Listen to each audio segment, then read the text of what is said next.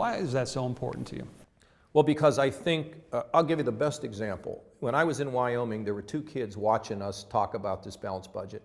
One was 10, the other one was 11. And I invited them up front, and I said, boys, these politicians standing behind me, 6 of them, we're all gonna go to lunch, and you're not invited, but we're gonna make you pay the bill.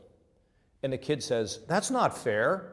I said, well, what we're doing to children today is having a party and then passing the bills on to our kids. It hurts our economy, it makes us more vulnerable, and it is not fair to future generations. If we do not pass this amendment, I don't think the Congress will ever get its act together.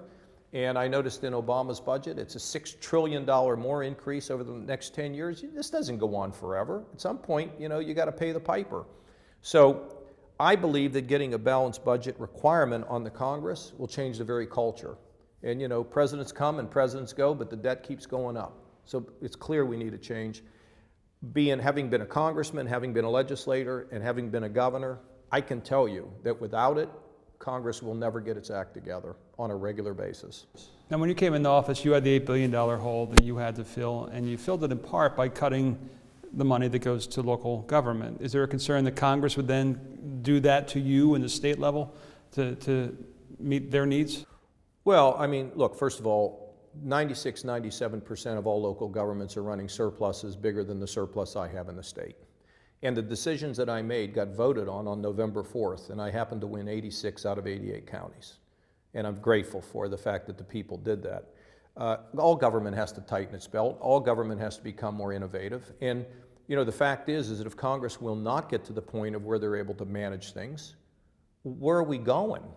What's the consequences of that? And not wanting to take action now is like being in a house burning to the ground, but you're afraid to run out because you might get hit by a meteor. Let's deal with the problems we have today. As each of these states moves closer, we're seeing, South Dakota and Idaho, it's beginning to focus more attention on the balanced budget amendment, also on John Kasich, and your name is beginning to circulate a little bit more in the presidential circles. Are you considering a run for president? I've taken no options off the table, but I think it's fair to say that I've been pretty focused on my job here. I'm going to continue to push the balanced budget, and have made no decision on that at this point.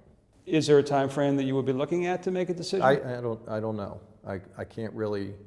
I don't know that by July 1 at 3 o'clock in the afternoon. No, I don't think it gets decided that way. Remember, I tried this once before, so I know a little bit about it. But you went the route that the rest of the people are going right now.